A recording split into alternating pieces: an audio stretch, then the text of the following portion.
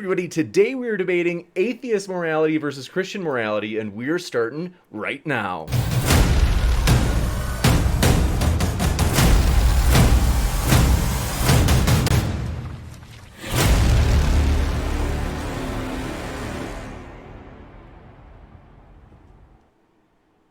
Ladies and gentlemen, thrilled to have you here for another epic debate. If this is your first time here at Modern Day Debate, I want to let you know we're a non-partisan platform hosting debates on science, religion, and politics, trying to give everybody their shot to make their case on an equal playing field. So we do hope you feel welcome no matter what walk of life you are from, and hey, consider hitting that subscribe button if you love debates, as we have many more to come. So for example, you'll see at the bottom right of your screen, we'll have another tag team debate, in particular tomorrow, with Tom Jump and Skylar Fiction partnering up against CJ and Smokey. So that should be a lot of fun, and many more after that as well. So want to get into it for today. Very excited. It's going to be kind of a flexible format where it's going to be about 12 minutes, and that's flexible, split by each side, followed by open conversation, and then Q&A. So if you happen to have a question, feel free to fire it into the old live chat. And if you tag me with that Modern Day Debate, it makes it easier for me to get every single question in that list for the Q&A. Super Chat is also an option. If you do a Super Chat, you can not only ask a question, but make a comment during the question and answer.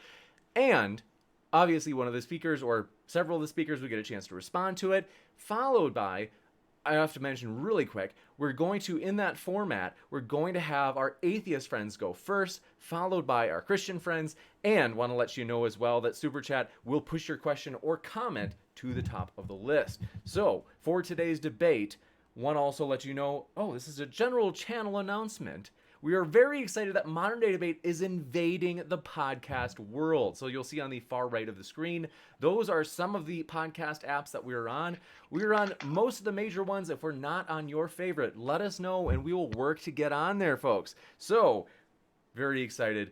For our guests, as they're speaking today, if you're listening and you're like, I like that, I want to hear more, I have put their links in the description for you so you can hear more. And with that, we're going to get the ball rolling. First, I just want to say thanks, though. Really appreciate Micheal, Rib, or Religion is BS, Maddox, and Smokey. Thank you all just for being here, hanging out with us. Thanks so much for having us again. Thanks so much, James. Absolutely. So, with that, we will hand it over to Micheal and Rib. Thanks so much, guys. The floor is all yours. Okay, so I would be absolutely remiss if I did not extend a massive thank you to you, James, for having us now 3 times. So thank you so much for that. I also want to do a very, very quick shout out to Spark344. You left a comment in the last debate saying that you want to hear more of my sexy Irish accent. And James is in the business of giving the people what they want. So here I am. Okay, so talking about morality. It's a complicated issue, and from what I see, I could be wrong in the opponents tonight, but what I see generally is that they like to consider morality to be this simplistic thing, sort of like a carrot and a stick form of morals, obviously holding the stick being God. It's far more complicated than I think that a lot of people tend to kind of make it. We know that morals in their base, their finite, their their smallest form was an emergent property. So we can kind of picture, if we were to be back in tribe-like civilizations, like the first humans, if you were to ensure the survival of your tribe, generally a good way to kind of go about doing that is to not kill each other. So don't kill was probably just a rule, or it was like an unwritten rule. So we know where these sorts of things first came from. How I personally get my sense of morals and on certain social issues as well is, and I may be butchering his name, John Rawls, who came up with the veil of ignorance. And basically, how the veil of ignorance works is if you were to be designing a society, not knowing who or what you are going to enter it as, what sort of rules would you impart? So just for argument's sake, to put examples, if we are to assess whether or not we should have slavery, it's not just a foreshadowing moment, by the way, because that will come up later. If you are saying you don't know whether you are going to be the slave or the slave owner, are you going to allow slavery?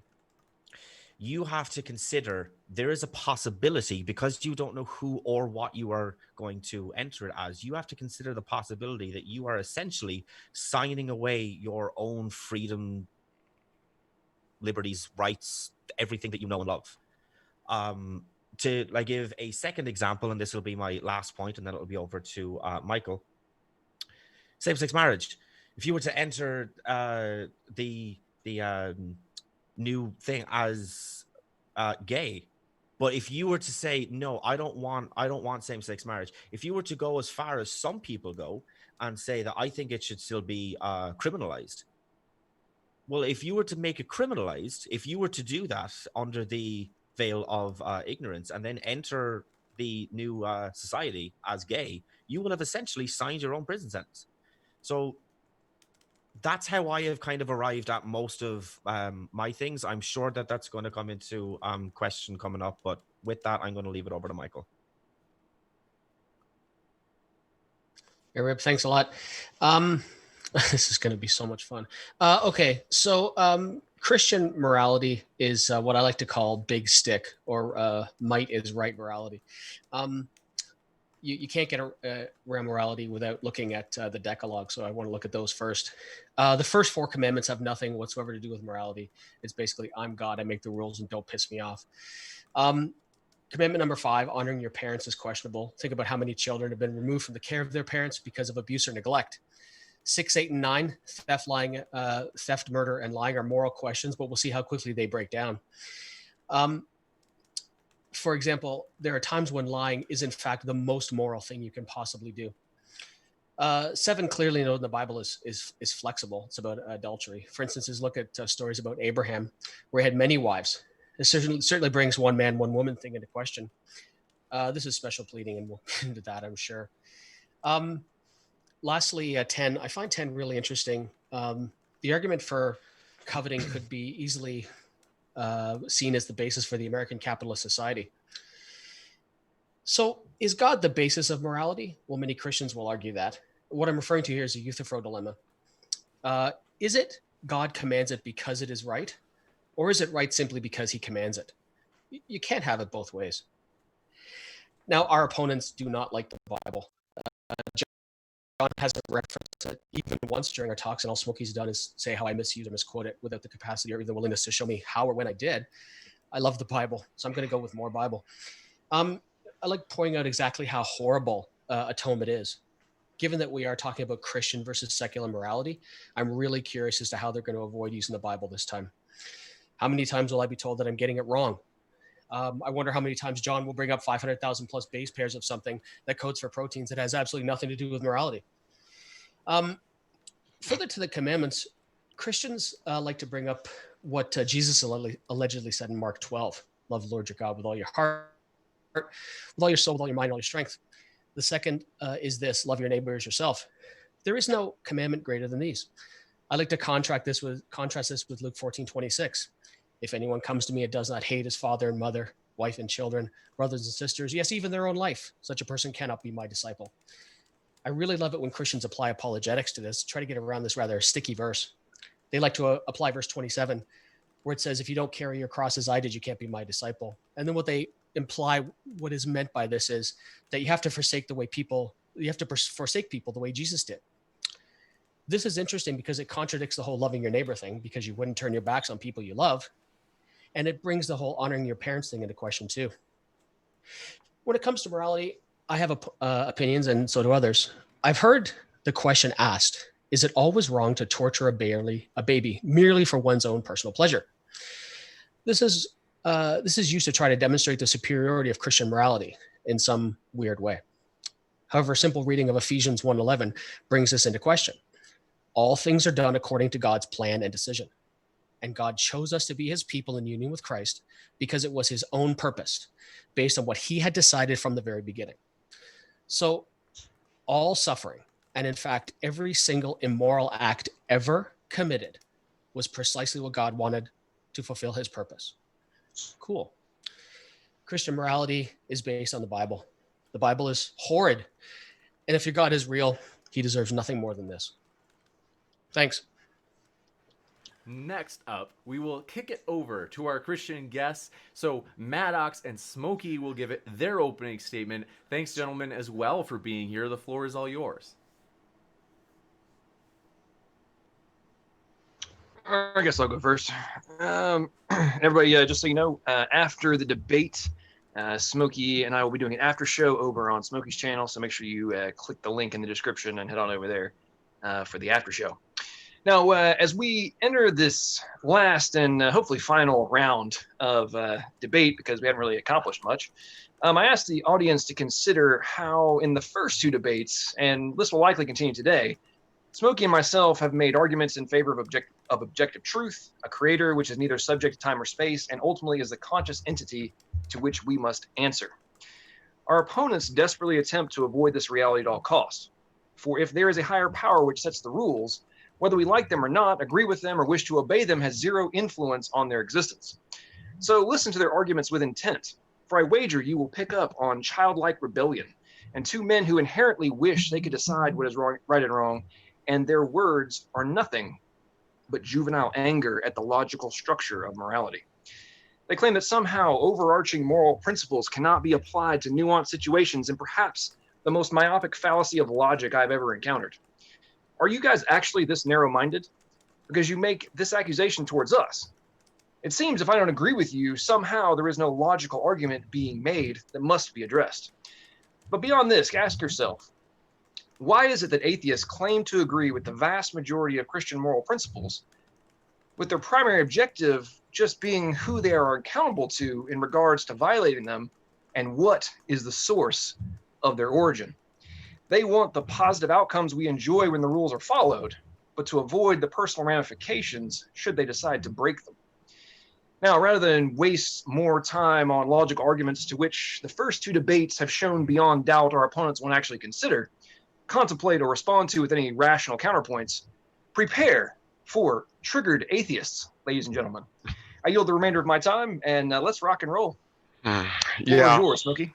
Appreciate it. Thank you, Maddox. Yeah, I didn't really prepare an opening because I was kind of curious which direction they were going to go with theirs. And sadly, it's the type I was predicting. It's not really any type of genuine defense for their position of secular morality being superior. I mean, granted, Rib touched on a few pieces, but all of it's through the lens of attacking ancient cultures as presented in the Bible. Not that we or me preach that there's objective codes to be objective laws, because laws themselves by nature cannot be objective, but there's objective moral truths to be taken from the scriptures and carried forward into the structure of modern society with what we've been given and what we've been all the blessings of modern first world comforts that lets us sit in this lofty ivory tower and judge these ancient cultures as inferior to us because we can have a better civil structure. But Micheal, I kind of want to just go into more general conversation than take a long-winded approach to justifying this, because your guys' approach is basically seemingly just to attack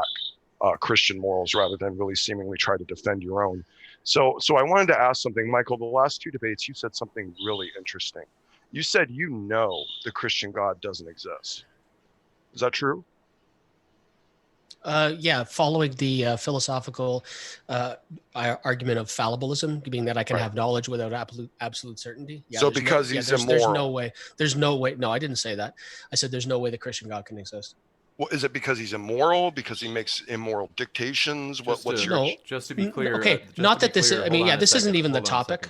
Just to be clear, if we're going to transition to open discussion, cool, we can do that. But just want to be sure that.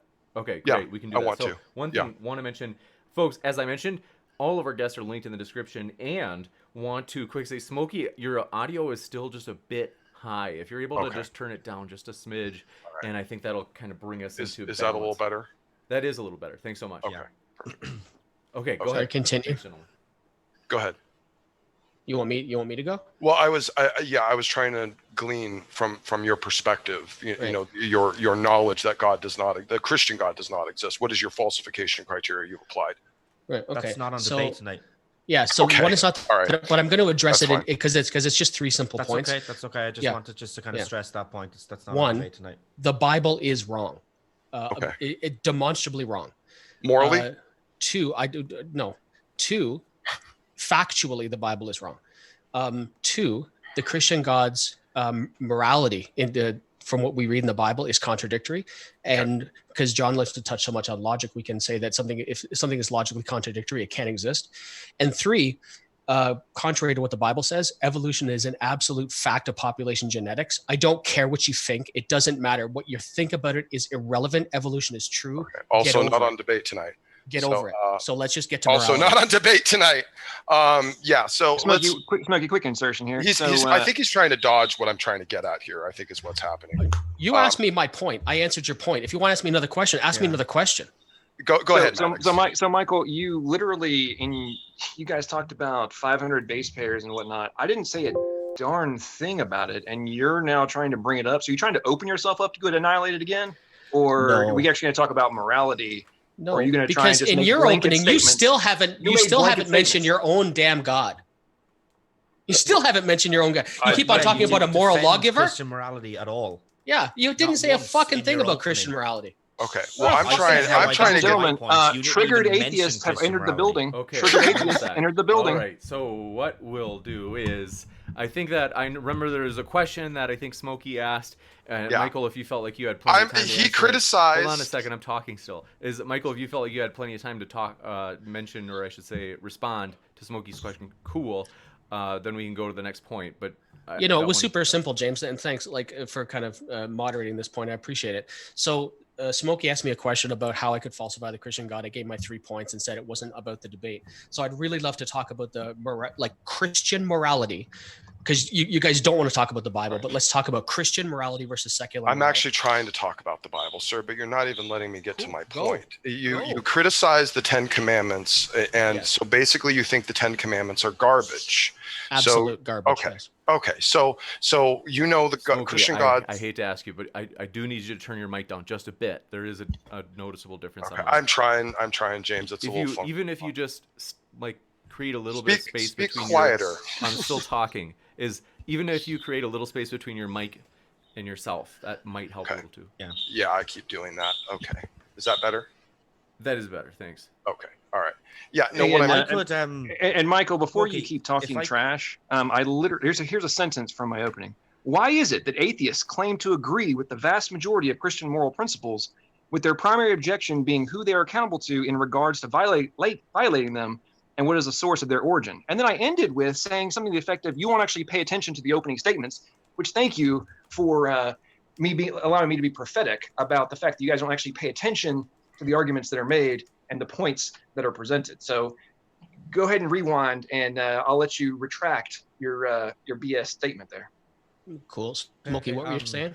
Okay. Smokey, I would actually kind of like to help kickstart this off. You, at the very, very end of the last debate, said, quote, there was wonderful progressive moral standards in the Bible. What are they? Sure. The value of human life, the value of marriage rights, the value and integrity of the nuclear family, and a culture that protects that. Those are some of the key ones. In what way is that progressive? Because all of their contemporaries tend to like to murder slaves at random and whim with absolutely no consequences, and beat them at will and force them into slavery in their temples, kidnap their children and roast them alive on altars to Moloch, and the Jews were trying to fight against it and stop all that. But apparently you don't know anything about the ancient Canaanite cultures that you condemn the Jews for going against. You would rather defend rape cultures in your ignorance, apparently. When did we do that? Just now. I'm sorry, I defended if you rape didn't culture? catch it, I think the audience did. Micheal, your situation is a little bit worse because you've condemned no. the moral structure of the Jews. You've condemned the moral laws and the precepts in that culture, which were the more progressive and beneficial of any of their contemporaries at the time. And in doing so, you also say that you know the Christian God doesn't exist, which means, by conclusion, you believe that this ancient book full of evil laws was written by evil Jews who blamed it on an evil imaginary man in the sky. So maybe you could reconcile for me why you're trying to conceal your vehement Jew hatred behind your criticism of a God you don't even think exists. Calling me anti-Semitic, that's hysterical. I'm not, and you can try to slam me in that way if you want. That's totally fine. Anyone who actually knows me knows how ridiculous what you just said is. No, it's inside the argument, sir. Why don't you address the argument? Okay, so you said a minute ago that the 10 Commandments were a fine moral precept. I'd actually like an answer to my question. Why are you? I am not going to answer your defamatory statement that implies that I'm anti-Semitic. Don't think that God exists. Smokey, if you're going to go down that road, this is going to get nasty really fast. If you think I'm anti-Semitic, you can go fuck yourself. You clearly are. No, I'm not. And you hate ancient so let's culture. get back to the actual topic. So, with regards to Christian ethics Michael. and secular ethics, right? Are the first 4 commandments? Do they have anything to do with morality? Sure. Yeah, in fact, Christ even validated the first one, because the first one, the love of God with all your heart, flows to all the others because God is your accountability. He's the reason for you to do something good. It's something that secularism will never be able to synthesize in their wildest dreams, is the reason to do something good instead of do something bad that's necessarily good for yourself. Okay, so you're appealing to the undemonstrated standard. And what happens if you don't do it? In the mind of the person doing it, they're going to face punishment, which means there's a psychological deterrent against negative behavior. That's something that secular morality can never synthesize. So that's might is right, like I said. Thank you for proving me to be prophetic. Well, okay, if you want to put it that way, sure, go ahead. Yeah. It's something you guys failed disastrously in your models, so. I mean, I asked you for wonderful progressive moral standards, and what you gave me was the kind of conservatives' wet dream on what modern America should be, the nuclear family with a white picket fence and 2.4 kids. I don't see that as being progressive in any way, shape, or form at all, considering that the Bible It's interesting that you guys open up the argument to what is progressive. I'm still making a point. Let's let him finish this point. I promise we'll come right back to you, Maddox.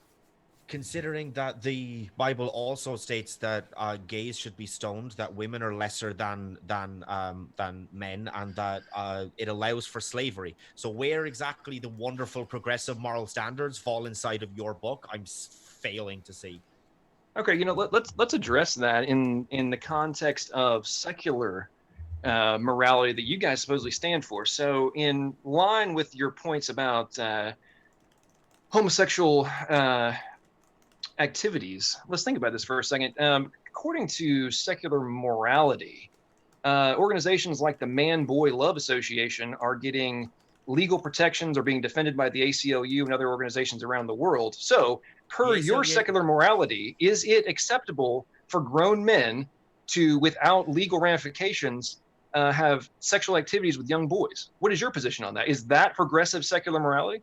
No, and the ACLU has also defended the KKK in court. They are a group that are extremely. Is the Man-Boy Love Association, should that be acceptable? Let's give him a chance to explain why he would say that it's not a part of secular ethics. They stand for the First Amendment, truly, and they said in court when they were. I'm not talking about the ACLU. I'm talking about the Man-Boy Love Association. I promise, Maddox. He's dodging the question. I'm not. That's not what my question was about. If you want to point that out after he answers, like totally cool, and you can pounce. But if we don't let him finish it, it's not really a discussion. So go ahead, Rib. They said that they found the things that the KKK were saying were morally reprehensible, and I have absolutely no doubt that they also think the same for the Man-Boy Love Association. It does not fall under secular morality because secular morality is based under well-being. The goal of the Man-Boy Love thingy is that they want to have sex with children. If you have sex with a child, it harms the child, therefore it harms their well-being. Therefore it is against secular morality by definition. Okay, so places around the world that are removing the legal ramifications for young boys having these relationships with adult men. Are you suggesting that that is not in line with secular morality? Of course not. Well, then, but it's happening. Well, okay, and I would fight But alongside. it's happening. And So I is would it fight more- so is that alongside you. No, I would fight alongside you to now. stop it. I'm talking now. That's what I. So the point I am making is, which you guys are obviously dodging, is that what is the objective moral position that makes that activity immoral when secular governments can say that it is no longer illegal? Because okay, sorry, finish. so where is the line? Because in the not so distant past, it was also acceptable for, and there are still places around the world where it is legal for young girls to be given in marriage or to be used as sex slaves, and it is accepted in those societies. So if you're going to only try and operate from what's happening in the right now, right this particular second in this in the United States or in Canada or Ireland, and say, oh, well, this is secular morality, when across the planet there are things that are supposedly indirectly in violation of your own positions. But what is the moral standard? Where does the moral standard come from that is not subject to dramatic paradigm shifts in very rapid periods of time? Are you familiar with a Clearly you term didn't called have your listening consequential ears on, ethicism? because I said it was well-being. I like consequential ethicism. Please, Michael, elaborate. Yeah. So my actions have consequences. So when you're talking about societies that would allow things like child marriage, that would condone in any type of societal situation that would condone children that don't have the capacity to consent with adults, all of those things are abhorrent. And Rib and I would fight alongside you to end all of those types of things. My actions have consequences, and I seek to minimize the amount of harm that I do to conscious creatures, and at the same time try to maximize their flourishing.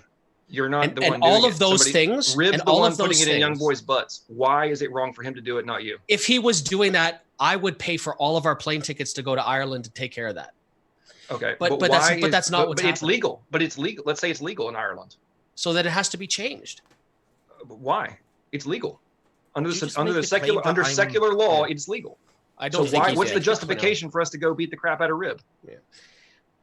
We're now the ones breaking the secular law if we go assault him for doing something that's legal. It's secularly. That's not harm. secular law. I don't know why you keep saying that. It's not secular law. There are places around the world where it is acceptable. Well, I think what I would draw to you guys, operating under secular law. Yeah, I wouldn't say it's about. They are. I wouldn't say it's about secular law. It's about what secular permissibility is really what it comes down to. It's the lack of the objective grounding, the absolutist. That even though I would probably agree with you guys that our Constitution in America is a secular document, it still draws to non-secular principles such as absolutist ideals for personal rights. And this is the type of thing that the UN has failed masterfully to protect, which is why, its member states, 4 or 5 of the member states that receive tens of millions of dollars every year in foreign aid to try to create entities that basically regulate legal slavery, because these countries don't have any other method of which to operate. They don't have any infrastructure or economy to operate differently. So they operate mainly off of servitude and slavery. So they send millions of dollars to these countries to enforce it and regulate it and to try to keep the bad types of sex slavery happening. But they're failing. And in a lot of these UN nations, particularly North Korea, Burundi, Eritrea, Saudi Arabia, Yemen, there's horrible, atrocious forms of sex slavery happening right under the nose of the UN, and it's not being stopped. But I hear you guys want to really criticize ancient cultures for their moral standards. I don't see you on your high horses with some of these modern atrocities right under your noses. Okay, fuck ancient culture. All this bad stuff is going on right now. Where's your God stopping it? He's the only being that has the capacity. Not only does he have the capacity to stop it, but absolutely everything that's going on right now, he has 100% knowledge of it. He knows it's happening, and he knows it's happening. I'm not finished yet. And he knows it's happening before it's even going to happen. So this whole thing about, why doesn't somebody Atheists are triggered, ladies why and gentlemen.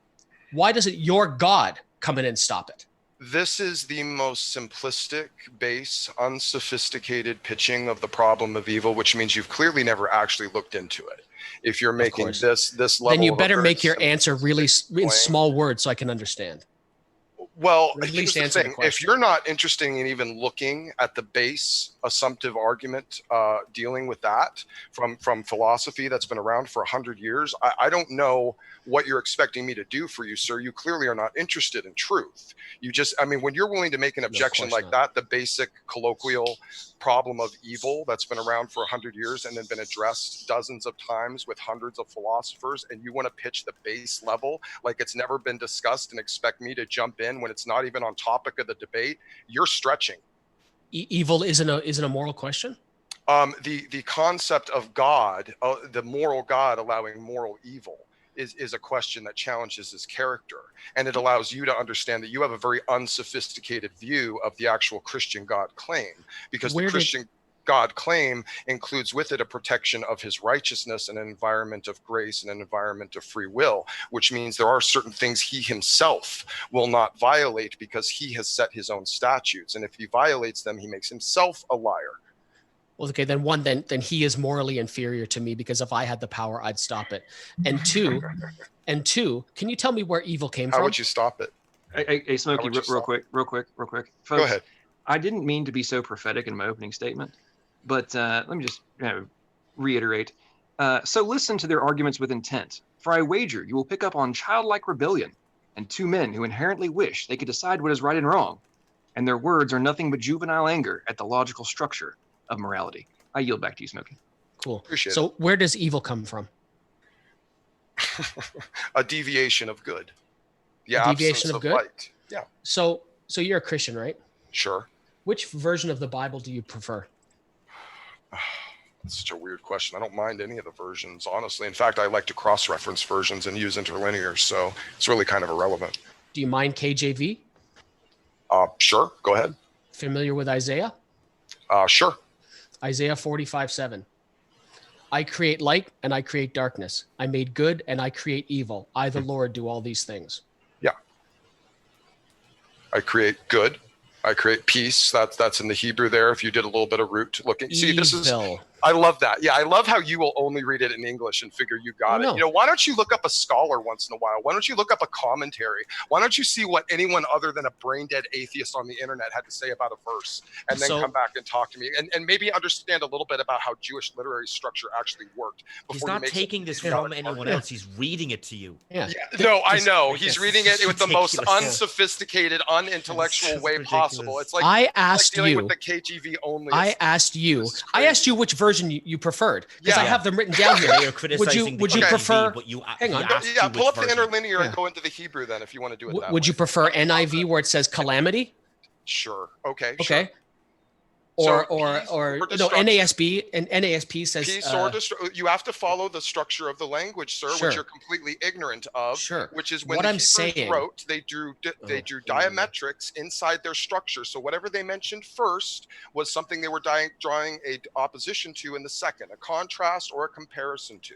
Okay, so if it's talking about peace, it's a contrast to that word, which means non-peace or calamity. It's not the actual manifestation of all general evil like you're trying to read into the text. And none of the Jews ever read it that way either. Just again, an unintellectual atheist that want to take the most unsophisticated approach possible to looking into a complex ancient text. Sorry, so is this the Christian triggered thing? Go ahead. Well, no, I just think you're being ridiculous. Yeah. But I mean, if that, I guess dude, he literally just pointed out why you're an idiot, atheist. And you don't know what you're saying, and you're saying that he's triggered when he's telling you why you're a dumbass. This is priceless. Yeah, but rather than actually refuting the argument that he brought up, he called him. It's a ridiculous argument. Clearly, he's never looked at a commentary or a scholar. Let's hear from Rib. I do want to hear from Rib. He's attacking him personally, which is an ad hominem, which is just ridiculous. Okay, whatever. You guys started off talking trash. Now you're getting getting countered and called out on your own crap, and you're going to talk trash back. Hilarious. Triggered atheist. Love it. So much listen, fun. listen, hold on a second. What we're going to do is return to the topic, whether that be Christian ethics or secular ethics, whatever you guys want to talk about between those two topics. Let's talk about how every secular society that's existed since the beginning of time has been an absolute deluge of blood. How about that? There's a great book that's available. It's actually, I forget the name of the author now. It's called Drunk with Blood. And it actually goes through chapter by chapter, book by book through the Bible, and lists all of the blood that's actually on the God of the Bible's hands. And it's an interesting read out there. For anybody, I suggest it. It's a tiny, yeah. I can't remember the name of the author, but it's nice attempt to save. It's fun. Nice attempt to save. It's a tiny fraction of what secular societies have done just in the last 200 years. Which one do you want to talk about? Hitler? Well, you want to talk about USSR? That was 60 million people. Sure. Yeah, that was horrible. Yep. Okay, that was a secular society that believed it needed to weed out certain people that were a danger to the facility of the society of what it was trying to chase. So it killed. It was actually a form of state worship, not really secular. Yeah. Yeah. Call it whatever you want. I think atheists are religious enough. They're two different things. So it's not just calling it whatever we want to. It's two. How about China? I've heard a lot of atheists try to tout China, the PKC, as kind of the modern utopia of secularism. What do you guys feel about that? Considering none of us have brought up China, why don't you address the arguments that we're making rather than other ones that you've heard from other Well, atheists? I'm just pitching that the idea that secular societies are just a cultural and civil nightmare. Unless you guys have an example to defend your position, I think that you guys are just basically a cancer on society. Sure, you guys justify every type of horrible, atrocious act in all of history. Not one secular society that operates under the root of secular morals being well-being has ever advocated for slavery, yet your book does. Yeah. Yeah. Do you want to talk about that? Sure. Oh, absolutely. I want to talk about that. Okay, absolutely. Sure. What other economic instituted system would you have replaced it with if you were God? Okay, so we're not talking about indentured servitude. I would have said, "Thou shalt not own a person as property." Yeah. Okay. Something well, that's a bit of a problem. Easily could have done. That's a bit of a cultural problem, gentlemen, because we still own people today. We still own people in cultures today. We still own people in first world cultures today. Some of us are just more honest about it than others. For example, in America, our 13th Amendment, that was the abolishment of slavery, says that slavery is abolished except in instances of prosecution or basically breaking the law or after you've been tried in a crime. So we're at least honest about it in our country, that our prisoners are still very much property of the state and slaves. Yeah, see, that doesn't really fit. And the only reason that it doesn't is because to draw a true analogy between this, I'd like to finish because there's a point at the end of it for you to respond to.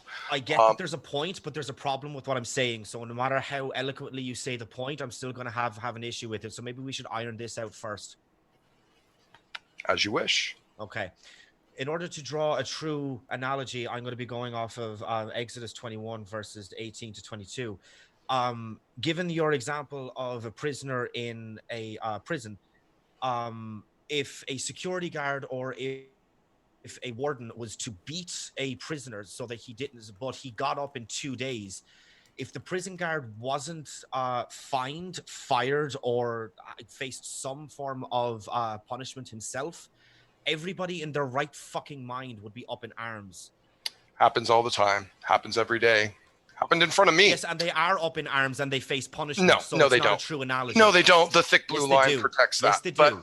But no, you guys just have a very, very pipe dream, fairy tale cloud version of reality. It's not fairy tale. I'm describing what happens. But no, I know what happens over here, and it happens all the time. What? Yeah, and I also have access to the fucking internet, so I know what's going on over there as well. Don't fucking use the fact that I'm Irish and thousands of fucking miles away to try and say that I don't know what the fuck is going on. Well, what I was trying to draw to my conclusion is that in a slave environment where people are in a subject of servitude, which by the way is still a lot of cultures today, that's how they have to function because they don't have the wonderful excess that we have to cultivate prison systems, which are basically just close, confined, antisocial environments where they're still beaten, hit with chemical warfare and prevented from any type of way of rejoining society. They're institutionalized, as opposed to an ancient culture that took their prisoners, took their deviants, put them into servitude positions, and then made them contribute back to the society that they damaged. Maybe you can justify why you think today's system is more moral. Michael, do you want to take this bit? Why do I think today's prison system is more moral than the slavery system, where they contributed back to the society they damaged?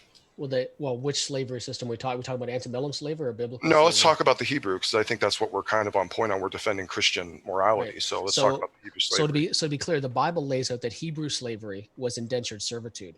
But Not that's all not of what but that's not what we're talking about. We're talking about where it says in Exodus No, 21. hold on. Not all of it. Where it says, hang on, dude, just let me finish what I'm trying to say. Where the Bible says, your female slaves may come from the areas around you. I'm just paraphrasing it. Sure. So you can go and take slaves and they will become your property. You can pass them. You can, no. You can pass them on to your children. Yeah. You can purchase them. You can purchase them. You can buy people. Right. Exactly. And see, that was actually moral. Yes, it was a mercy, and I'll explain to you why. What the Can you name? Well, hold on. I'm about to expose you guys as something really gross. So hold on a second. Can you name? You heard it here. One of the other contemporary. Can you just stop giggling like a little girl for a second, Rib, so I can make my point? Okay. Can you name one of the other cultures nearby the Jews that they would have been purchasing from, where the slaves would have been treated better? That's irrelevant because we're talking about the Bible and we're talking about biblical slavery. It's perfectly relevant to the point, sir. Now you're just trying to run from it. No. So when they were purchasing a slave from a foreign nation and bringing them in, and they were getting required days off, better types of treatment, they weren't able to be killed at whim. They weren't able to be beaten at whim. They weren't able to be used as any type of sex slaves. They had to be given marriage rights. They had to be treated like actual people. All the other cultures around them treated them basically like animals, the way that we treated them in the European slave trade, which, by the way, was a secular system based upon the incredibly amoral, disgusting evolutionary ideal that Black people were basically animals. And that's what fueled the European slave trade for years. So it's your own ideology and methodology that you still promote to this day that is disgustingly racist and put the Blacks in slavery in disgusting conditions, subhuman, animalistic conditions. That's on you guys, not us. Holy fuck, now I'm racist. Okay. So we went from biblical slavery and we went right over into antebellum slavery there. So okay, so did the point that Smokey was making, did it like go over your head? Like, did you not comprehend the entire point that was making? So it answer the question that was raised in the context of, was there a dramatic difference in the outcome of that action between what the Israelis were doing versus the secular cultures around them? So all that really matters. Answer the question. And I know you're not going to like this, but I'm just going to answer the question. I'm going to answer it. Gross. I'm going to answer the question. At the end of the day, we were talking about people owning other people, and the Bible lays it out really clearly. If you don't want to take my word for it, there's a guy on another channel. I'm sure. Answer the question. I'm attempting. Answer my question without a bunch of BS. Listen, I'm going to answer it the way I want to. He's already said this like 4 times, James. He's repeating himself to dodge the question. You can definitely point that out, but we do have. Let's give him even a short amount of time to finish. So because the point that was raised was biblical slavery, and there's a guy named Dr. Josh Bowen who runs a channel called Digital Hammurabi, and he just published a book called Does the Old Testament Endorse Slavery? Talks about Exodus 21 and Leviticus verse 25, 44 through 46, a lot in that, which really, really addresses it. And at the end of the day, we're talking about people owning people. And I asked you before Smokey even asked my question, I asked if owning a person was moral. And the answer we got back was yes. In certain instances, yes, sir. And okay, well then I'll take my secular system. If we didn't have prisons or police or courts or infrastructures or roads or buildings or jails or any of these things that allow us to do these things today that are not slavery, if we didn't have any of these things like a lot of these other cultures today that still need slavery, it wouldn't be an issue. You don't condemn these modern cultures, do you? Yes, they have no other option. So you condemn them. Why don't you go tell the UN to outlaw the slavery there, and then they'll have a black market of slavery, and then it'll be much worse. See, this is the problem. You guys are absolute logical nightmares. You would integrate laws that would actually make things worse in your sheer grotesque ignorance of what your moral system is actually based on. You know what? You guys base your morals based on what your cultural surroundings are, which means if you were an Aztec, you would have liked gutting people alive. If you were someone that was born in ancient North Canaan, opposite the Jews, you would have liked roasting children on altars to Moloch. If you would have been born in Sodom and Gomorrah, you would have thought it was perfectly fine to rape people. So your subjective moral standards is just a complete and utter nightmare. And frankly, it's disgusting. No wonder you guys can't defend it. Apparently, my moral system is so disgusting that I think that everything that you laid out, I would never do, irregardless of what time or what culture I was born in, because I have the fucking capacity to realize that every single one of those things are grossly immoral. Based on Okay, your so culture. hang on. So let's think about this from a logical Based on perspective. common fucking sense and well-being. Okay, so let's use common sense, you idiots. Okay, in what modern society? Really? You're calling me an idiot and Are you going to shut up and let me finish the slavery? sentence? I haven't talked very much, and I've let you. And James All keeps right, interrupting to let you guys dodge questions. So it's my turn to talk now. In what modern society, around the world, the second that law and order breaks down, and anarchy returns, name one scenario where there has not been absolute collapse into moral degradation and anarchy, blood, violence, rape, and theft, all the components that we're discussing tonight from a moral perspective, they just magically vanish the second the barrier of force is removed from the equation.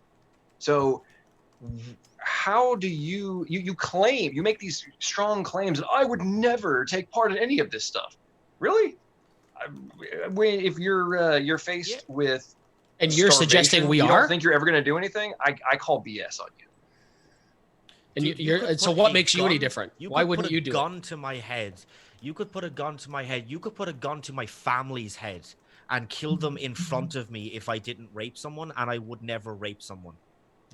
Sorry, I would never, ever do that. So don't even try and pin this. You live in a whatever modern imaginary culture, moral system that you think that I have on me, because it just doesn't work.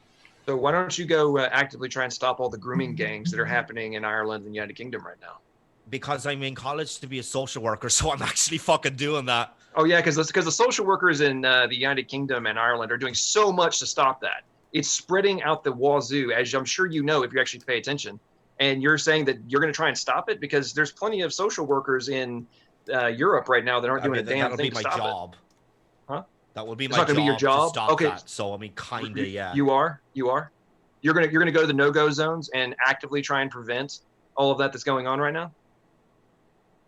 Is it a secular government the police in the United Kingdom and all over Europe are not going? They're refusing to go into the no-go zones to stop the grooming gangs and the sex trade that's happening in the United Kingdom right now. There was a report 2 months ago. There's over 100,000 sex slaves in the United Kingdom right now.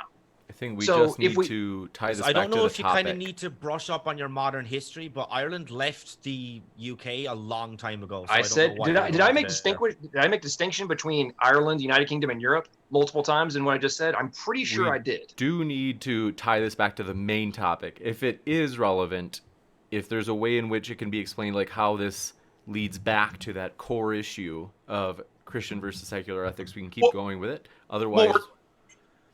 Yes, sorry, James. I'm sorry. Go ahead. And the last point I'll make on this, because I'm a little Dodge artist over there. By the way, it's rather clearly stated in Irish news sources that there's a grooming gang problem in Ireland. So I'm not really sure why you're trying to make a Dodge artist trying to tell me what I don't do and do not know about Europe, where I spent the first 18 years of my life. Go ahead, Smokey. Yeah, I hope maybe you guys can understand that by your own system, that based upon it, basically increasing the best wellness while minimizing suffering, that some of the worst things in secular government history have been done to justify the actual, manifestation of what was considered to be the greatest good, because it's the elites that always decide what is the greatest good. And usually the greatest good is at the sacrifice of those on the lower scale. So what you see is the manifestation of evolutionary theory in an actual civil realm. And you see the survival of the fittest. Those that are the most powerful, those that are the most influential, they rise to the top, and they basically try to equate everyone underneath them at the same level of a form of socialistic type of hierarchy. So this is the type of thing that we've seen emerge throughout secular societies since they've been around and pronounce themselves as secular societies, operating with exactly what you guys have presented as your moral standard to minimize suffering and maximize well-being. And yet that was the exact mantra that was still carried forward in all of these manners of genocide, including the mantras you guys also chant, which is that religious people that have beliefs contrary to the ones inside the positions of power are dangerous to society and fitting to be culled. And this is the type of dangerous talking points you guys push forward. And I worry that in your ignorance, you don't always know what you're actually saying. So you think that secular society calls for the culling of religious Ultimately, society? yeah, once it gets in power, kind of like the Muslims, yeah, it tends to. So I'll only speak for myself, but I certainly don't want to see anyone who has a faith position harmed. I'm wondering if it's possible here for a second, because I see a lot of what I see, and I think Rib sees the same thing, is that you're attacking a secularity that Rib and I are not representing. So I'm wondering if for a second you could apply a principle of charity. Could you please steelman our position and tell us what it is we adhere to as secularists? I thought I just did. If that's what you think, you could not have. If that's what you think, you could not have been further off the mark. It was in your opening. You said to maximize well-being while minimizing suffering. And one of the things you do that is genocide. You get there, you can follow that path to genocide very easily, and all the secular governments have done so. It's like when the USSR was taking advantage of the farmers. I'll explain. It's exactly what you guys promote, which is why you're really gross in your ignorance, but I'll explain it to you right now. The issue is that during the time like the USSR, when they were taking advantage of the farmers, they were starving them out, taking all the food and giving it to the city because it was better for the government, for the city to survive. So they were willing to wipe out and make all the farmers starve for the greater good. These are the types of moral atrocities that are all throughout history that you guys yourselves promotes, making you yourselves the ignorant moral monsters of the modern age. So even though we told you that's not what we promote, you're still saying we promote that. And even though Rib said that's not at all what we stand for, you're still saying that's what we stand for. It was in your opening, sir. Okay. So do you guys please explain to me how murder? The atheist side, Maddox, I promise. Please explain to me how murdering anyone promotes their flourishing and well-being. I just did. Wow, I just gave you an actual real-world example, dude. How slow are you?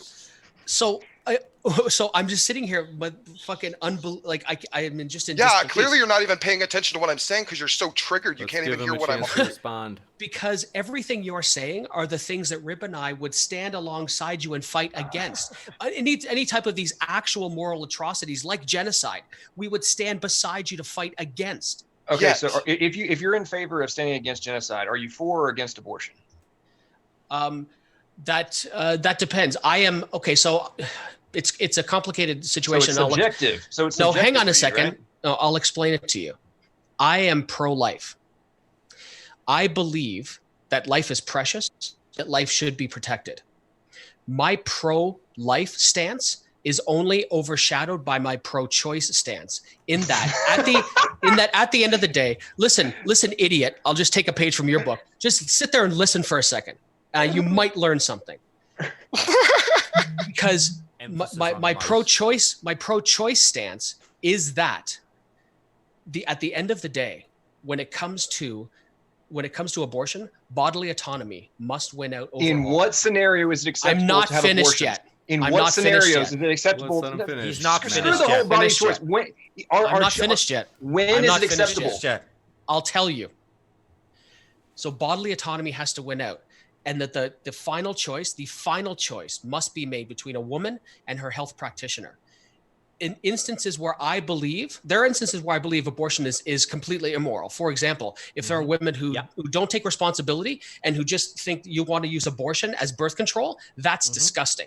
Yep. But if a woman is raped, or if there's an issue of incest or something like that, then having an abortion would be the most moral thing for that woman's health and well-being that could possibly happen. Okay, so issues like rape and incest. Okay, so are you stating that the only time it is acceptable for an abortion to occur, the only time, is if the pregnancy is the result of rape or incest? No, there would be other circumstances as well. Oh, okay. So when? For example, so are you familiar with the process of amniocentesis, where they check for things like spinal bifida or other deleterious? So if there's any You're kind gonna let me of finish? you're starting to Let's ask me a let him question. I'm finish, familiar with where Maddox. I'm familiar. He asked me a Maddox. question. He asked me Yeah, a you hadn't question if I was finished familiar asking with you the something. question. Wait a He asked if I was familiar with spinal bifida and other things. Yes, It's my turn to respond. It's a long question. Okay, so something like amniocentesis is a medical procedure where they can test for things like spinal bifida, other types of horrible developmental deficiencies within the fetus, because we're not talking about a baby, we're talking about a fetus. That would, if the pregnancy was allowed to continue, result in the birth of a child that could have horrible health defects, so much so that they may not even survive, and they may live only a few short hours or a few short days in absolute agony. So in a situation like that, that would be another situation where performing an abortion would actually be the most moral thing you could do, because the only life that baby would have once born would be of pain and agony until it finally died a few days later. So the subject of abortion is a complex issue. It's not just this, that, or the other thing. There are lots of issues to be taken into account. Okay, cool. So two things. Number one, you said fetus, not baby. Okay, That's cool. right. So what is your definition of baby? Is it not a baby until it comes out of the woman's vagina, or it has a C-section? A born child. Oh, okay. So post C-section, it's a baby. That would also be a born child, yes. Okay, cool. So if a child is born at, say, the current record of survival, which is 21 weeks, are you suggesting that the same application of rights to the life, even though it was born exponentially sooner than what would normally constitute a natural birth, are you saying that child is not should not be recipient of protection? Does it have is it an autonomous being at that point? Is it surviving without the support of its mother's body? After you're born, are you autonomous outside of your parents taking care of you? Well, no, answer that question. After you're born, how long is it until you can take care of yourself? Well, okay. By autonomy, autonomy. If you're born and you don't have a parent, are you going to die? Yes or no? By autonomy, what I mean is yes the or capacity no. Answer the question. The capacity to perform life functions like breathing. Life functions are like eating, that's metabolism, breathing. Okay, after you're born, if you don't have a mother or a father or some other adult human, it is autonomous, feeding you and wiping your ass, are you going to die? Yes or no? Because society would step in and take care of that child. No. I said no. Society would constitute one of those entities I just delineated. So without a external force that is able to give you the nutrients and help you breathe and all that kind of stuff, without that entity, after you're born, once you come out of the birth canal, is that child going to live or die?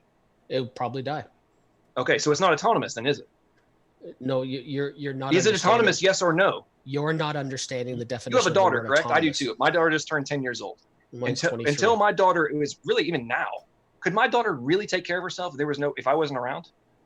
Or some other adult take care of her? Could your daughter take care of herself? Does your daughter have developmental issues? I don't know whether your daughter can take care of herself. How am I supposed to know that? No. That's an interesting point. Can I jump in real quick, Maddox? It was an interesting point. I'll shut up for a second. Congratulations, Micheal, on being the ultimate dodge artist who doesn't want to answer real questions and acts like a complete idiot when it comes to what is autonomous. Do I get a trophy? Go ahead, Smokey.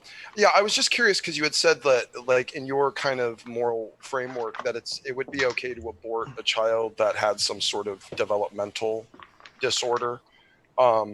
Is there any moral issue? I guess you kind of take it that that's like a kind of mercy, like not letting them have to struggle to live through life type thing. Are you referring to the specific example I gave? Well, sure. I mean, are there other examples other than that specific example? Like, are there other like? Well, fuck. How long are we going to sit here and talk about it? Yeah, I mean, there are lots of situations. This is one of the reasons why secular morality is superior to Christian morality, is that there isn't this fine line where it's yes and no. We look at each individual situation and say, okay, in this situation, this would be the best action to promote well-being, flourishing, and minimize harm and suffering. Okay. Whereas in this situation, it moves. It's a continuum. It's not a God says so go fuck yourself. Got it. It's a continuum. So is there really anything wrong with going ahead and just killing all the people that have those conditions currently that are living? That's kind of a mercy too, right? No, I don't believe so. Well, why not? How did you determine what their quality of life was? You did, by saying it would be better for them to be wiped out. We're talking about this. We're talking about all of these people. Who, first of all, who are all of these people? More dodging. And that's what I said. It's on a continuum. If later today, Michael, you are really dense, bro. If later today your daughter falls and has brain damage, she faces a life of potential pain, agony, not being able to take care of herself, and a condition which is not optimal. Would you then take the position that it is acceptable to execute your daughter? To execute? No, that's stupid. Okay, so now, even though that she now has a condition, that doesn't mean she's not going to be able to live a optimal life. Right. I.e., exactly what you said was acceptable to abort the the fetus who is not yet a child, Right. Who would be facing a very similar potential negatives in their life. Right. It's okay to execute them, but it would not be okay to execute your daughter. Is that correct? So are you telling me in this that you don't see the difference between like a fetus that's 12 or 14 weeks old in utero versus a 23-year-old adult? I just want to be clear that you don't see the difference. Was your daughter also? You said how old is she now? 24? 23. 23. Okay. So was at some point was your daughter a fetus in utero? Yeah. Okay. So if she had a problem and you discovered it, would you have, now, looking back on it now, would you ever have aborted your daughter? It would depend on what the consensus of the medical community was. If it was determined at the point, the point. So let's say I'm going to put this in I'm context. trying to answer your question. Nephew, so let me answer your question. I'm trying to answer your question. I get it. If the consensus was, I got it. Okay, cool. No. You're not answering my question. You're not answering for me. I'm answering for you. I would. So if for your bullshit, let's go. If something like an amniocentesis had been done when my daughter was 13, 14 weeks, I'm not exactly sure on the timing of the process when they do those tests, had been done. And it had come back determined that there was some type of severe developmental issue that would have meant that her life would have either been very short, with no quality of life, or exceedingly painful, then her mother and I would have had a discussion and made a decision. First of all, I wouldn't have made that decision myself because it's not just my decision to make. And ultimately, like I said before, to be consistent, it wouldn't have been my final decision. It would have been her mother who was actually carrying her. But I would have looked at it that way. And again, if you can't see the difference between those two things, I don't know how to help you. It wouldn't have been your decision. Okay, so let's address the dumbassery of that position. So I'm going to give you a real world example. So one of my nephews, he is now 19 years old, valedictorian and concert pianist, and does a whole bunch of other stuff. My mother and I went and stayed with my sister for 6 months because she had to be on bed rest and had 3 other kids, because not one, but many doctors told my sister and brother-in-law that she needed to abort my nephew, that she had a 90% chance of her dying, that there was almost no chance of him being born, and that, she's going to bleed out. All this bad stuff's going to happen. There's no way this child will make it. You're going to die if you go to term with this child. Well, interesting. That was not one. That was not two. That was over 10. They flew my sister and brother-in-law went all over the United States talking to the biggest experts to try and see if there's any new treatments, anything they could do to try and minimize that stuff. And they all said no. And the consensus was to abort. They refused, based on Christian morality, that no, they were going, every child was a gift of God. The life was unique and granted by the Almighty. Therefore, she was going to go to term. And magically, the condition rectified itself about 3 weeks before my nephew was born. And now they still had to watch and make sure. But my nephew was born. Fast forward to now, he's a 6'5", brilliant young man. And if they had followed the consensus, he would have been executed. So your argument is a very myopic one, and it's nothing but an attempt to dodge whether or not life is precious, whether or not we are unique souls, and if we should just, oh, well, it's inconvenient, or hey, we're going to be the ones that arbitrarily get to decide what is life and what people can and cannot have a chance in this world. And it's pathetic. And when you think about the over 60 million babies that are aborted per year on a global level, fetuses, babies gross. that are Gross. aborted per year by what? Secular societies that push it. So in a decade, more people get aborted than have been killed in every single war with which you try to throw, all the people that died. It was nothing to do with secularism. Oh, it was just religious societies and their wars. Really? Well, yeah, more people have died based on secular principles in relation to abortion than in every war ever combined. So when you get off of your high horse and actually look at the reality of what's going on, and go at your daughter's birthday today, ask her whether or not she thinks you should have aborted her if something bad had happened. So what's interesting is, and then I want to make sure that Rube gets a chance to talk because he hasn't. So you said there was your nephew who at one stage of development had some problems. So if a decision had been made at that time, without any foreknowledge, right? Because you said that I think your words were magically healed itself towards full term and before your nephew was born. So they knew about this in like the first 4 weeks of the pregnancy. So I don't know how you would expect me to answer, and other than did previously, in that when your sister was operating on the best information. So the best information at the time when this condition was discovered, I don't know how you could expect anyone to know. That consensus. I'm isn't still that what you talking. Say is the defense? Isn't that consensus Maddox, what you Maddox, claim I'm still is the talking. defense? We gave you plenty of time, Maddox, so we'll give Micheal a little bit more. Then want to let you guys know that we will be going to Q&A pretty quick. If one of you is willing to defer to the other on the last word, awesome. Otherwise, in about 5 minutes, I'll bring us into the Q&A. So at one stage of development, there was this problem. And they decided based on their own moral system that they would not terminate the pregnancy. And then towards the end of the pregnancy, something happened. And that makes me super happy. I'm glad that your nephew doesn't have problems, and I'm glad that he's super healthy and all that other stuff. That's a good thing. But based on the available information, I wouldn't have thought that your sister was immoral for terminating a pregnancy based on the best information that they had at the time. She didn't have a crystal ball to see what it was going to be like. Maybe she had hope that something would get better. So I don't think it's reasonable to say, well, based on that, well, look what happened. It turned out better. But you could, to a word that I but said? You could also have the reverse happen, where you could have a healthy fetus where something developed towards the end of the pregnancy and then had a resulting birth with all kinds of problems. So it could have gone the other way as well. To decide that is the question. We are the autonomous beings that get to make that choice. And I'm going to defer to Rube now. So, he hasn't said anything. So autonomous beings. Okay, so at any point, if you are not autonomous, should somebody else decide whether or not you live or die?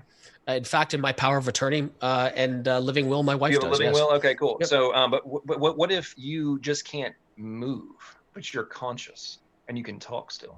Well, we have things like fMRI machines that can actually measure brain activity, so that wouldn't be a problem. No. I'm saying you have a stroke and only half of your body works. Yeah. And you slur your words and you have pain because you got burned on the left side of your body. Sure. Now you're in a hell of a lot of pain. You can't use most of your faculties. Mm-hmm. And your daughter decides, I think that dad would be better off if he died. Well, that wouldn't be her choice, like I said, right? Right. Because you're still my wife's choice, right? It would be my wife's choice. It would be my wife's choice. Dead. Your wife's dead. Sorry. Oh, fuck. You're killing off my family left, right, and center here. I mean, you're just trying to dodge. So your daughter decides. I don't like to live in your fantasy. I'm getting hurt. We're now flipping the script. You earlier said you would be in power to execute her. I'm saying now, flip the script. No, You're I now wouldn't be. Her mother would have been. I never said me. I always said deferring to the woman. Okay. I always said deferring to the woman. Okay, so fine. It's the scenario that I'm talking about applies to your wife then. Whatever. You're dead and your wife is in the scenario I described. Okay. In the reciprocal, per your argument, it would be acceptable for your wife to have executed your daughter. Now, because she might have faced all these bad things in life. Flipping the script, is it now acceptable for your daughter to execute your wife because she now faces a tragic future of pain and suffering? Actually, that wouldn't be the case. It's a Answer complicated the question, situation. should she have the privilege to do so? It's a complicated situation because I'll tell you why in my answer. I'll tell you why I can't reasonably answer your question because it's not a play. And you couldn't know this, okay? But my current wife is not my daughter's mother.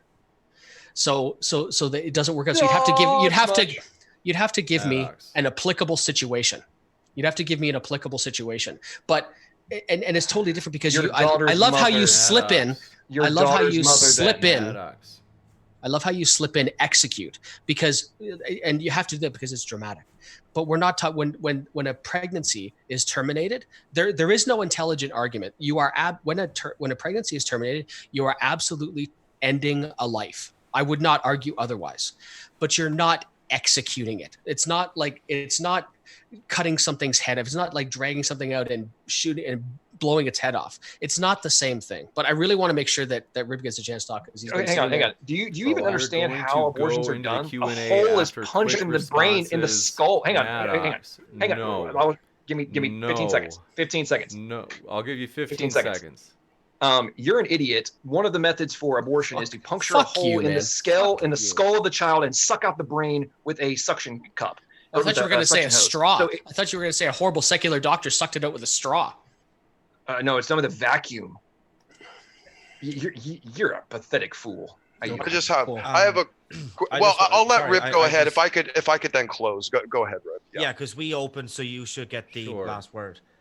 I just want to say, Michael, thanks. It wasn't because I didn't think that you could. Sorry. It wasn't because I didn't think that I could argue it sufficiently.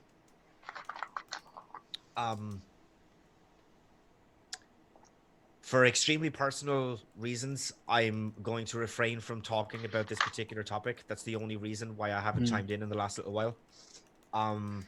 Sorry, man. There was a moment where I considered if I would, and I thought that I would, but I think, fuck me.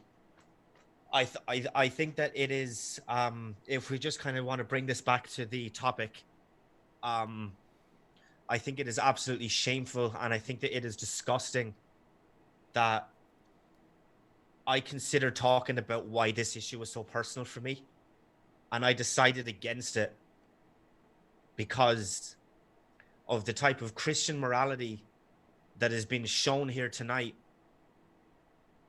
I did not think that I was going to get away with talking about my personal experiences unscathed. And that, I think, is one of the most tragic and the most upsetting parts about this entire thing. I'm sorry, I have to take a minute. All right. I just had I wanted to have a quick little response to Michael in terms of this, because your position, I guess, on a base level really kind of concerns me, especially when you interjected with fetuses.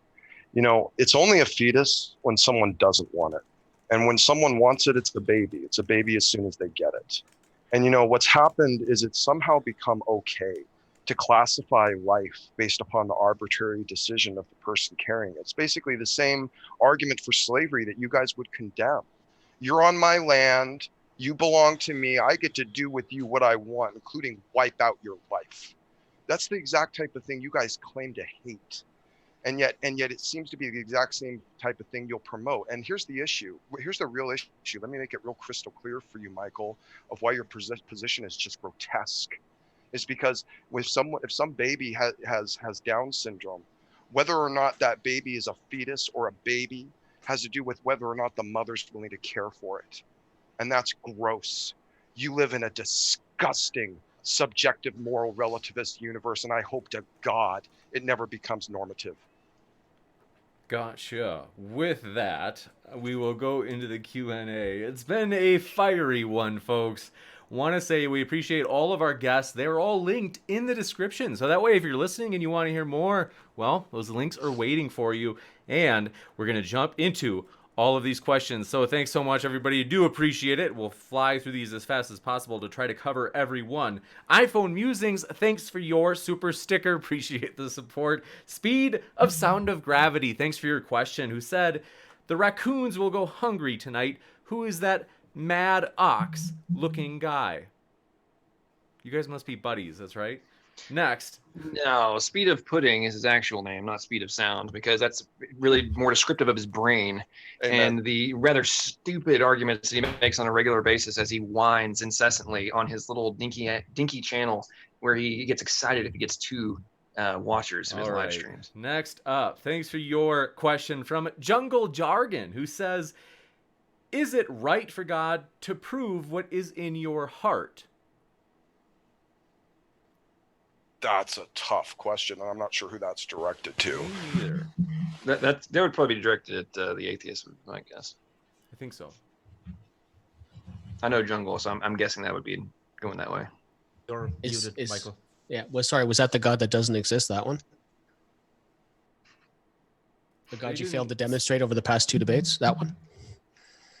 I doubt very seriously it was aimed at us.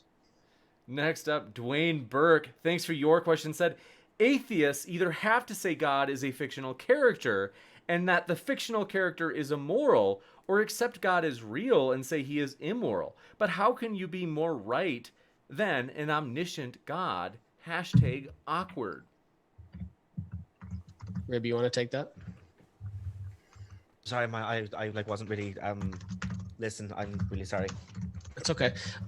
Okay. So the first part of what they said kind of begs the question that the God is actually real in the first place. And even if I can't tell you how happy I am that we don't have any good reasons to think this God is real, because the world would be way shittier if the God was real, because of all the things that this God apparently did in the Bible. That at least Smokey had said one time, I actually could get him to say something about the Bible, where he said the Bible was inerrant. So if the Bible's inerrant, then the stories in the Bible are true. And if the stories in the Bible are true, that's way worse. So I'm actually glad we don't have any good reasons to think that it's real. Gotcha. And thanks for your question. This comes in from our dearest friend, Jungle Jargon strikes again, saying, why are the, quote, atheists, unquote, arguing for secularism? Atheism has nothing to say about what is good. I mean, yeah, like technically speaking, that would be true. Atheism only deals with whether or not you believe in a God, but I mean, like everybody has some sort of moral system, and whether you have the Christian moral system or whether you have a different, like like isn't just one or the other, but like secular moral systems is the one that we have chosen, and so like that's the one that we kind of operate under. That was yeah. Yeah, I think it's pretty typical that an atheist would follow a secular moral system. Yeah. Gotcha. And thanks for your, let's see, still waking up over here. Next up, thanks for your question. This one comes in from Nicholas Whitmire. Thank you. In the Queen's English, please. Okay, so I just love that name. It sounds very sophisticated. Abraham, 1 wife, 2 marriages, mistakes. Can T.S. read? I'm confused. Who's T.S.? Yeah, who's T.S.? Not sure. I think he might have been joke, Nicholas Whitmire. I think he might have been referring to Micheal, because he brought up the idea that polygamy was actually adultery, which in a cultural context was just a laughable point. So I didn't even bother answering it. I'm not sure. But thanks for your question from Lily R.O. Nicholas just clarified 2 marriage mistakes. Gotcha. Who is T.S. though? I don't know. I think you might be muted, Rib. Am I? Am I Oh, muted? not anymore. Now I can Okay, hear you. okay. Well, once we find out who TS is, we will ask Yeah. them that question. Lily RO, thanks for your question, said, all of those offenses are forgiven by asking forgiveness in Christianity. By extension, makes it worse than any offenses they push on the atheists.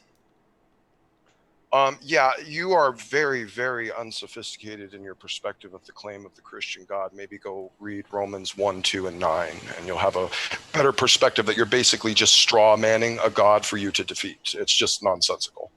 The Bible, in fact, does say that you will be forgiven for every sin except blaspheming the Holy Spirit. But the Bible actually does say that. Yeah, there's more Michael, context. as much as I love you, to be totally fair, in case this is thrown back on us, is the Q&A. So Oh, shit, I don't know. you're right. Yeah.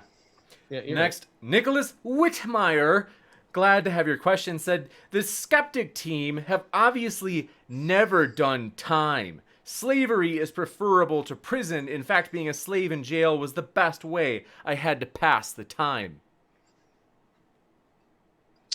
Yeah, even though I'm a atheist heathen, you're right. I've never done time. I tend not to break the law. Gotcha. And Sorry, I can't relate. Gotcha. Dwayne Burke, thanks for your question, said, subjective morals. Child rape isn't wrong or right. In parentheses, it just is. Hashtag awkward. But child rape's an abomination. Absolutely. Why? Oh, I think they're According to saying... who? Because it does harm. Oh, okay. So you're probably an objectivist about ethics, and maybe this wouldn't apply to you. I think he's trying to suggest that you can't say it's wrong. I just did. If it's subjective. I just did. Yeah, he's an objectivist when he wants to be. If it's subjective, then of course you can say it's wrong, because then it's just your opinion. That's Gotcha. And Tioga, thanks for your question. Such a nasty, nasty soy addict. Good to see you, Tioga. Says, Republican Christians in government are the ones who vote for institutionalized prison slavery, gerrymandering, and voter suppression. Are you proud of yourself, Maddox, for voting for all of those? We'll let you respond. If that dumbass wants to have a political debate, let's set it up. You And guys we'll see which they didn't and we'll see insult which me. we'll see which one of us ends as the victor on which position A I take, B he actually supports and is probably too ignorant to realize, and the historic evidence which supports my position. First of all, let's set it up. She didn't even insult you. They only asked their question.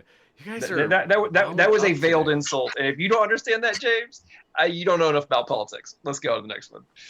Next up, Blue Heron, thanks for your question, said, Smokey said atheists are a cancer on society.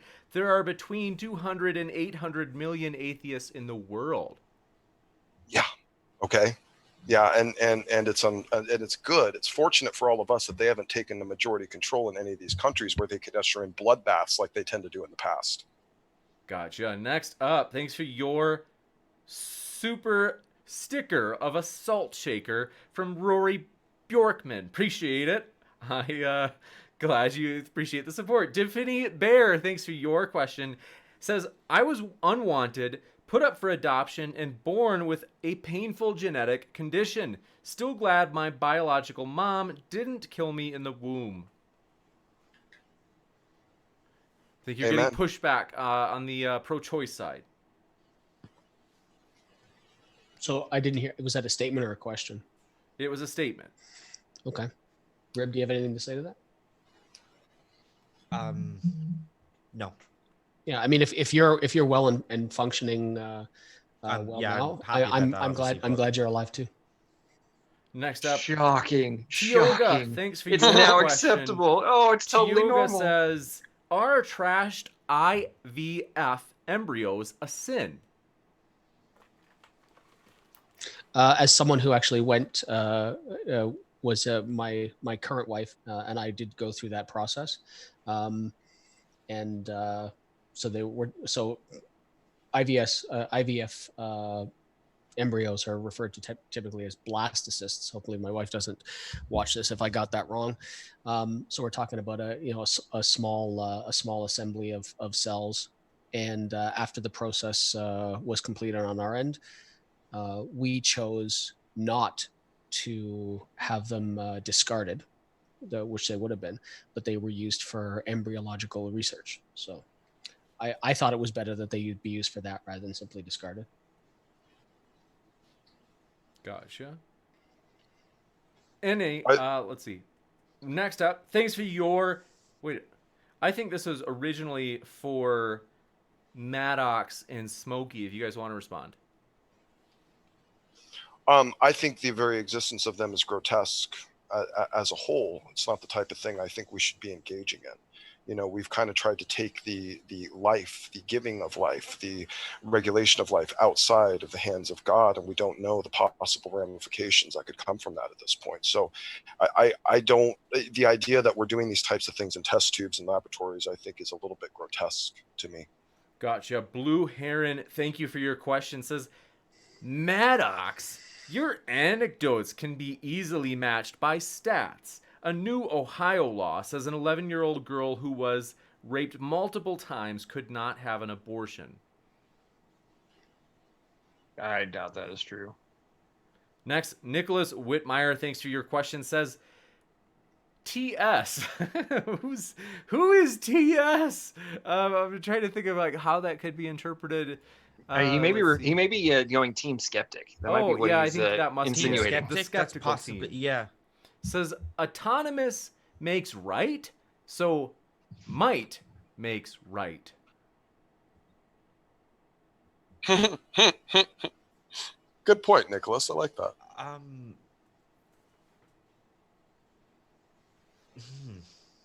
That's a good question. I was going to say I don't know how to really respond to that. They're saying they're trying. It sounds like they're trying to equivocate bodily autonomy with the whim of an imaginary being. Yeah, that's kind of what I thought. That's why I found it difficult to respond to.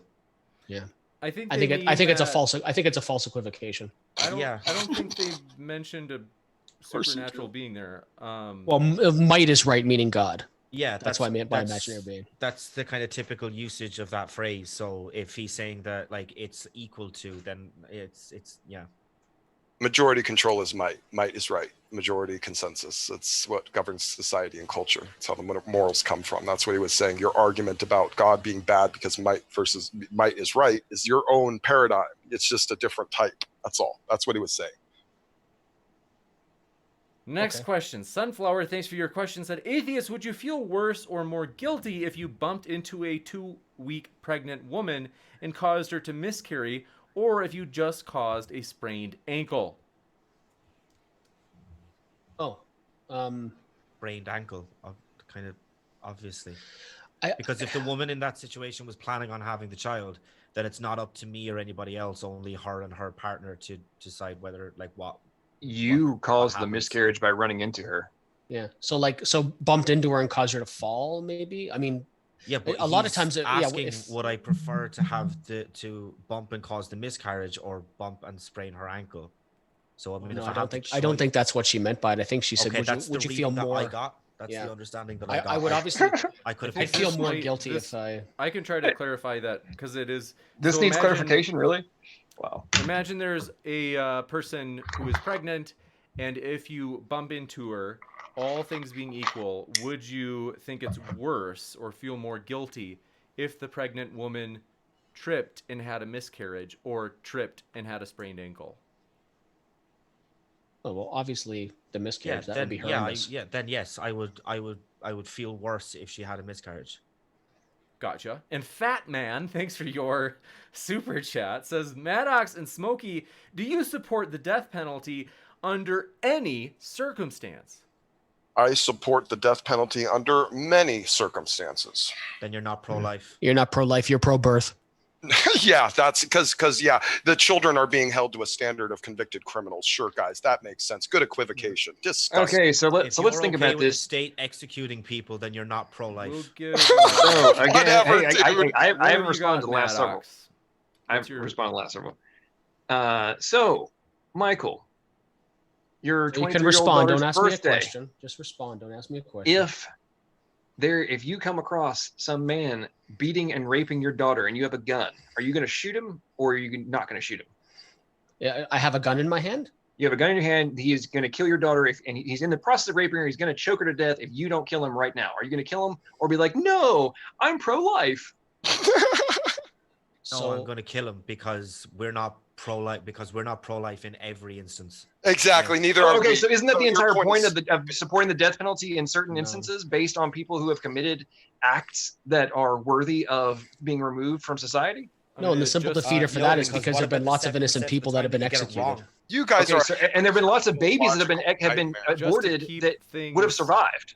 I'm gonna just to keep things moving. Fat Man, thanks for your other question. Says, Smokey and Maddox, I'm not sure, but do you support modern day slavery for economic reasons? That's very complex. Come to my after show. We'll chat it out. That should Robert be as Summers. That question is no. yeah. That's no. The That's only no. No, that's the only not no. moral That's not no. answer to that No, no, question no. is no. Don't answer the question for me, sir. You're a degenerate moron. Don't tell me what I would take if I'm inviting someone to my show. You remind me of Darth. Okay. I mean, rather than Darth. your longer answer, you could have just said no if that's what you actually think. But however, No, Robert, because it's a continue complex to call answer. me a fucking Let's get to the next one. Robert Summers, thanks for your question, said, does God set a moral position because God thinks it's right or because it is inherently right? The youth vote.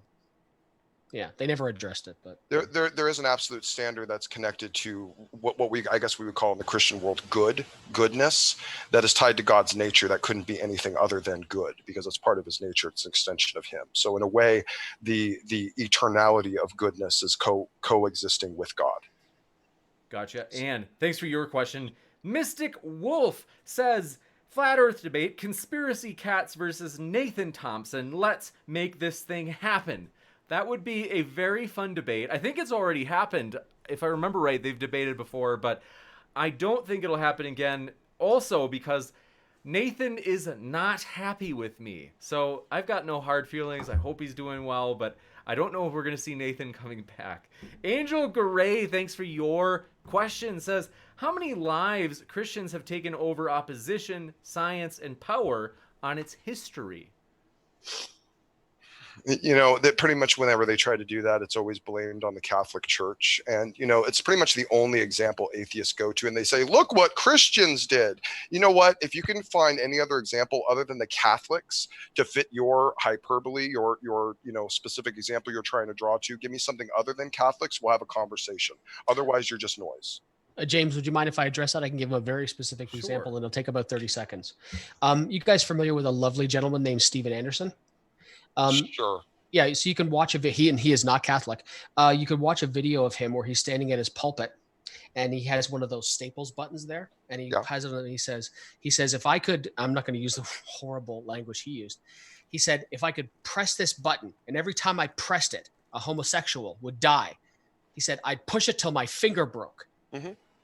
So there's a very specific example of someone who's Christian, not Catholic, who wants to exterminate people left. Well, yeah, but isn't actively exterminating people. And I think that's what the example was going. Thankfully, the button didn't work. Well, because that's not a realistic thing. But okay, yeah, I guess if you're worried about that button, bro. Okay, great. Continue to be fear-mongered, I guess. Next up, let's see.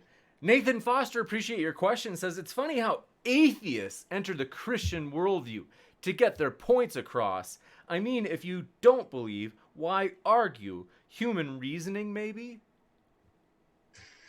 Unfortunately, we have to attempt to. I try to step into the Christian worldview, but it's so silly that I have a hard time with it. But you have to step in there because you have to make all these silly assumptions in order to try to come to some kind of understanding through argumentation. Because so many Christians will say, well, you have to start, if you start with this, then it all makes sense. And it's just, I don't know. I'm going to respond to that real quick. So again, in my opening statement, which I literally wrote 10 minutes before we started, I guess I was being inspired by prophecy. But beyond this, ask yourself, why is it that atheists claim to agree with the vast majority of Christian moral principles, with their primary objection being who they are accountable to in regards to violating them, and what is the source of their origin. So thank you, Micheal, for yet again proving me to be a prophet and being able to anticipate the stupid positions that you guys take while Short and sweet. saying that the moral position is correct, but it's just wrong in how we come to it. Got to give You're not prophetic. It's just in your head. Next, brothers, thanks for your statement, criticism, I don't know.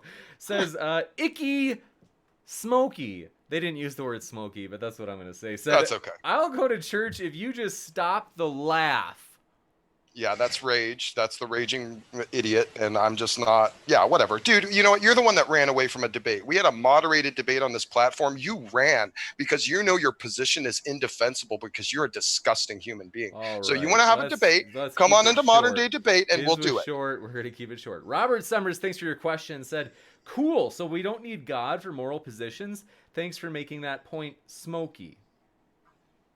Okay. Beautiful. Thank you. Appreciate it. Amen. Gotcha. And thanks for your, we can get through some of the standard questions as well. Thanks for your question. Iron Charioteer, long timer, says, ask the theists, aren't you borrowing from the secular worldview when you use science, reason, and logic for your defense?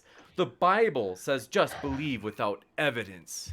That is not what the Bible says. It says to test everything and to get rid of what is bad and keep what is good and to study to show thyself approved. Again, straw man Christianity. It's the only type of Christianity that atheists can defeat. Good job, dude. Go read a book. Gotcha. And Chris Keith, thanks for your question, says, Rib, ask a question for Rib. If he was in a coma and completely paralyzed, should he have a chance to come out of that coma?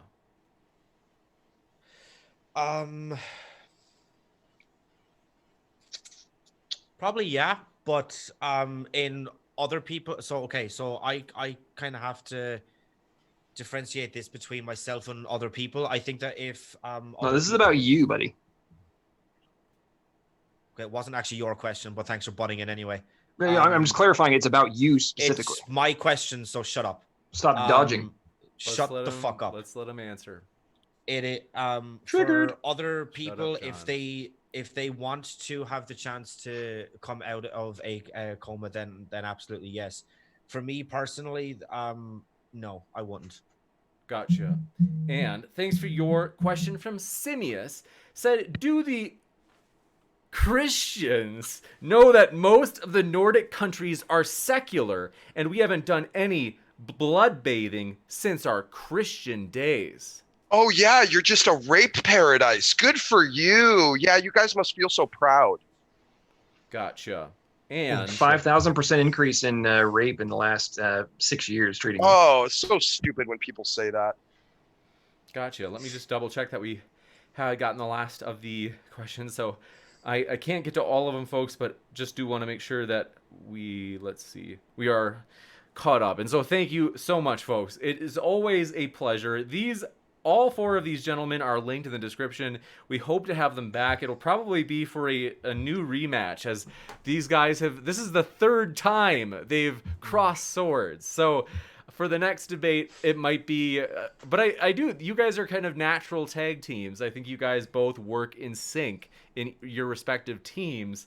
And so maybe against other tag teams, that could be really exciting, or individually. So want to say thanks so much, everybody, for hanging out. It's always a pleasure. And thanks most of all, Micheal, Rib, John, and Smokey. It's a true pleasure to have you. Beautiful. Thanks so much, James. Appreciate Thanks it. so much. Oh, hey, everybody that's still thank you. listening, after party is kicking off over on Smokey's channel. As soon as we get done here, head on over to Smokey's channel. Let's 2 have some fun. seconds. You guys come on and talk about it. Mystic Wolf, thanks for your last minute super chat. Just squeezed it in. Said, killing someone in the moment to save your daughter is not the same thing as the state executing a criminal. One saves your daughter's life and the other has no impact on her survival, only the survival of the criminal. My goodness, that is okay. That's just so dumb. I mean, just look at what's happening in the whole COVID madness right now. We've been letting murderers and rapists and violent people out of jail. And what have they been doing? Not all, but many of them have been committing the exact same type of crimes that put them in jail in the first place as soon as they got let out. So there's been multiple murders, multiple rapes, and other violent actions that have occurred from people who were let out of prison. I mean, I don't understand how that makes any sense when you actually look at reality. Gotcha. And want to say thanks so much, everybody, for your questions. We will be back as Skylar Fiction makes his return tomorrow. It's been at least a month. I think it's maybe been months since Skylar has been on. He'll be teaming up with his twin brother, Tom Jump. They'll be taking on CJ and, you guessed it, that cute and cuddly bear on the right side of your screen, Smokey. Smokey, I couldn't find your picture. I put Smokey Bear in your picture. So Did you really? Next up, Fat Man, last minute super chat says, Maddox, I would never come to your after show. You told me everything I need to know about you. You're a hypocrite. You know, it's a very common trend. There's so many trash talking atheists, keyboard warriors that somehow lack the proverbial C.O. Jones to come back up their statements, mono, e-mono, or man to woman, whichever one you are.